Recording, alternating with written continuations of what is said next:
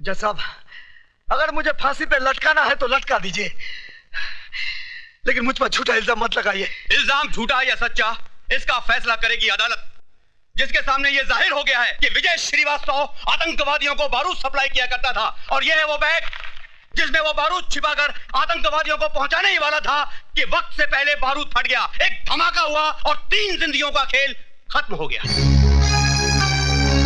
Milord, जिस तरह एक चोर का साथी भी चोर होता है, उसी तरह टेररिस्ट को बारूद सप्लाई करने वाला भी टेररिस्ट है, टेररिस्ट है, टेररिस्ट है।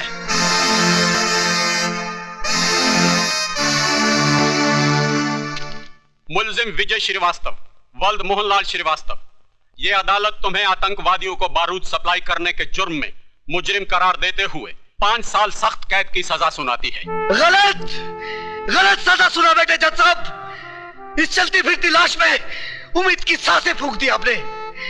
माँ बाप और भाई की मौत के बाद जीने की चाहती खो दी थी मैंने, लेकिन अब जीऊंगा इस इंतजार में कि ये 5 साल का वक्त कब गुजरेगा, ताकि उस दरिंदे को ढूंढ सकूं जिसने मेरे माँ बाप के खून से मेरा मुकद्दर लिखा है।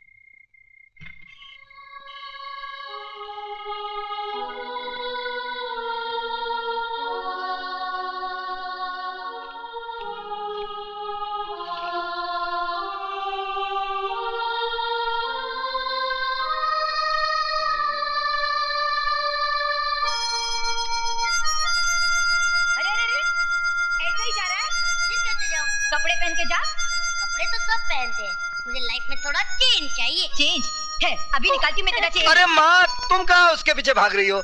वो कहाँ हाथ आने वाला है?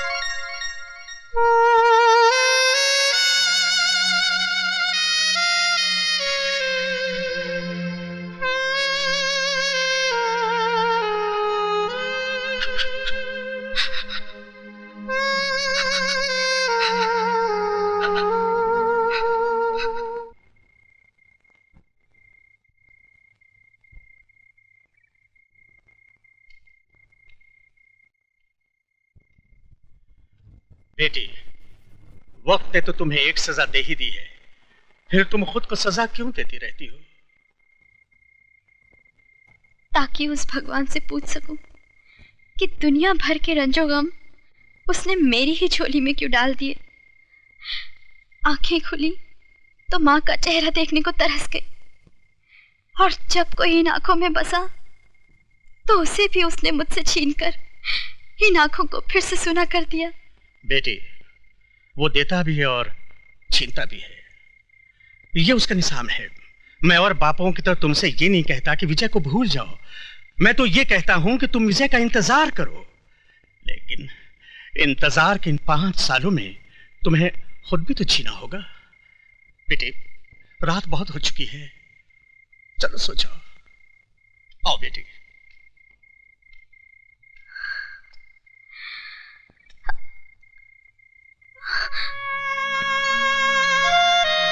विजय,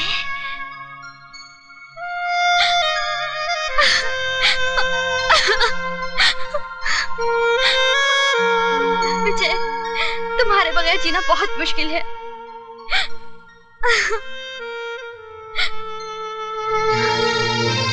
क्या तुम जेल से छूट गए? नहीं, छोड़ दिया जाऊंगा अगर कल के इम्तिहान में कामयाब हो गया तो। कैसा इम्तिहान? है एक इम्तिहान। मेरा इम्तिहान? अरे मेरा इम्तिहान क्यों लेंगे तुम्हारे डैडी? क्यों नहीं लेंगे? आखिर मैं उनकी इकलौती बेटी हूँ।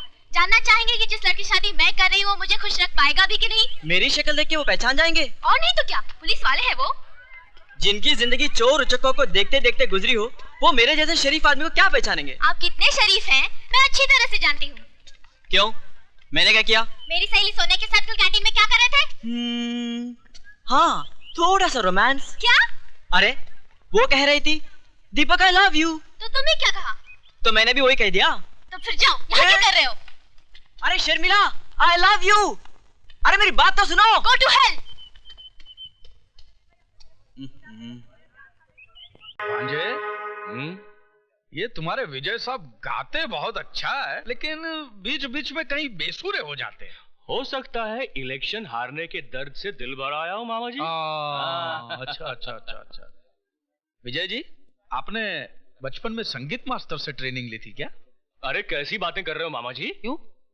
जिसको बचपन में माँ का प्यार न मिला हो, बाप की शक्ल न देखी हो, 2 वक्त की रोटी के लिए तरसता रहा हो, वो भला।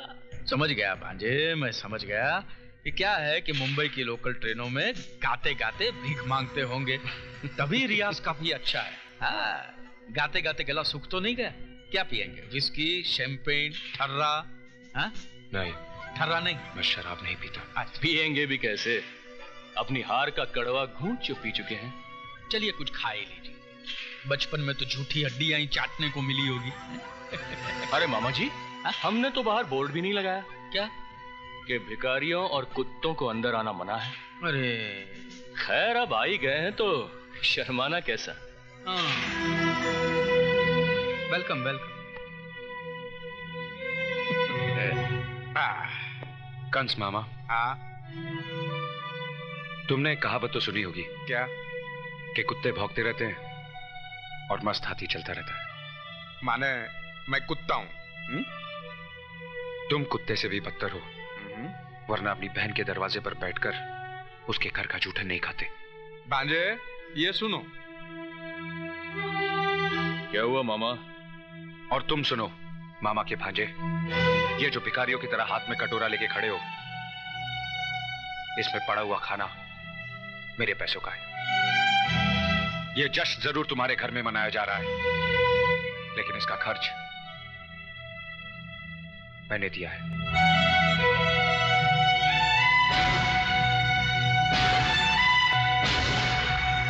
मैनेजर साहब,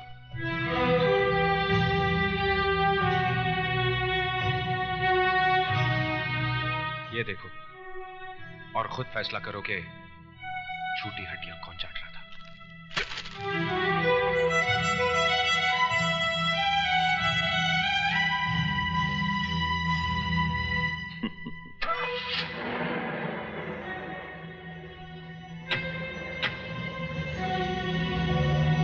अरे ये विजय को चला गया।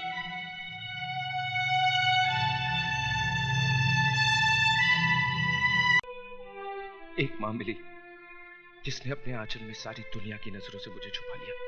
तुम्हारे भगवान ने उसे भी मुझसे छीन लिया। कोई नहीं बचा जिससे मैं प्यार कर सकूं या कोई मुझसे प्यार कर सके। क्यों? मधु जी आपसे प्यार नहीं करती क्या? उसका नाम मेरे नाम के साथ मत जोड़िए, वरना जज साहब के काले कोट पर सफेद धब्बा लग जाएगा। लोग समझेंगे कि एक हरामी के साथ रिश्ता जोड़कर जज साहब को कोड हो गया। जिस तरह हम भूल गए, आप भी भूल जाइए कि इस दुनिया में हमारा कोई है। तो भी तोड़ दो इन चूड़ियों को अपने हाथों से, जिन्हें प्यार की कसमों के साथ तुमने मुझे पहनाई थी। मेरे गले में तो तुम मंगलसूत्र नहीं डाल सके। फांसी का फंदा तो डाल दो, ताकि किसी और की बाहों में जाने से पहले मैं अपने आप को खत्म तो कर दूं। विजय, मैं तुम्हारे बगैर नहीं जी सकती, नहीं जी सकती। कोई किसी के लिए नहीं मरता मेम साहब, सभी जी लेते हैं। मेरी माँ भी मेरे बगैर कहीं जी रही है ना। एक औरत की गलती की सजा तुम दुनिया की तमाम औरतों को देना चाहते हो। विजय, मैं तुमसे तुम्हारी खुशियां नहीं, तुम्हारे गम मांगने आई हूँ। मुझे वापस मत भेजना। मैं वो घर छोड़ के आई हूँ जिस घर ने तुम्हें वो गम दिए हैं। विजय, मैं जीऊंगी भी तो तुम्हारे साथ और मरूंगी भी तो तुम्हारे साथ। हाँ विजय।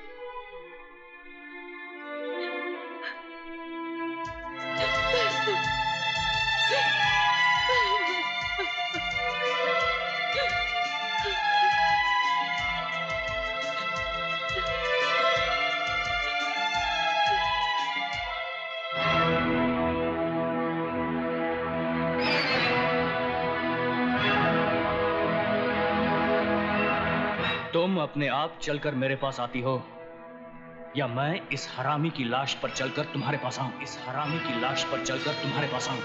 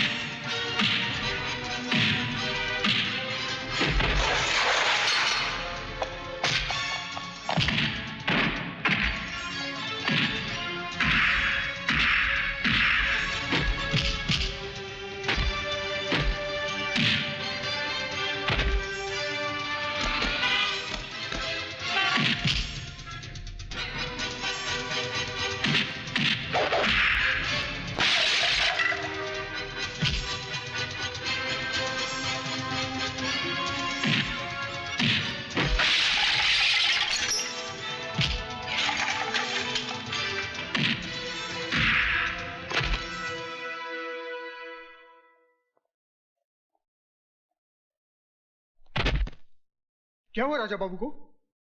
ये होश में आए तो इसे कह देना कि मैंने इसकी जिंदगी को मौत का लिबास इसलिए नहीं पहनाया क्योंकि इस घर में रहने वाले के बहुत से एहसान है मुझ पर। दोबारा अगर इसने मेरे बीते हुए कल में झांकने की कोशिश की तो इसे आने वाला कल देखना नसीब नहीं होगा।